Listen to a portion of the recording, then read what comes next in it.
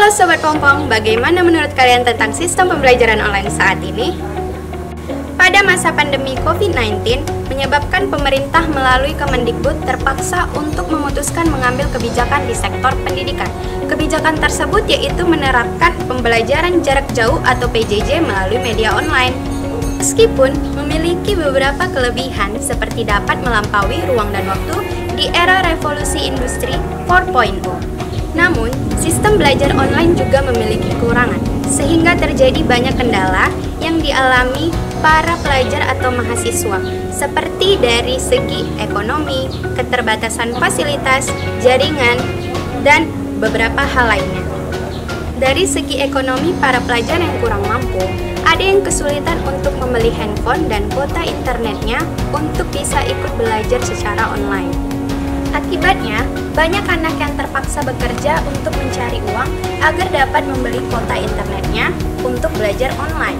Karena di beberapa daerah harga kuota internet yang terbilang cukup mahal, alhasil fokus mereka terbagi tidak hanya untuk belajar.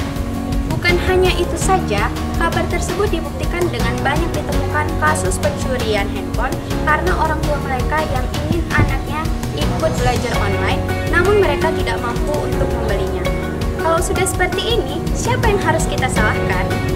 Selain masalah ekonomi, masalah keterbatasan fasilitas dan jaringan juga menjadi penghambat dan menyebabkan pembelajaran jarak jauh tidak bisa dirasakan oleh seluruh wilayah di Indonesia. Seperti yang dialami salah satu sekolah yang berada di Kecamatan WGT Kabupaten Sika, Nusa Tenggara Timur. Di sana, para guru terpaksa jalan dari kampung ke kampung untuk menemui muridnya agar mereka tidak ketinggalan pelajaran, karena jangankan jaringan internet, jaringan telepon saja tidak ada di sana.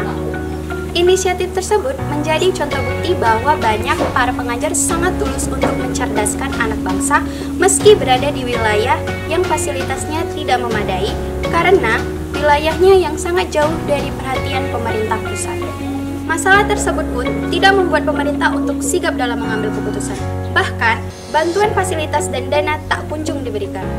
Masalah lainnya, banyak orang tua yang mengeluhkan jika pendidikan secara online terus diterapkan sampai saat ini akan menyebabkan gangguan psikologi pada anak-anak mereka, sehingga menjadi tidak berkembang bahkan menurun karena jarang berinteraksi sosial.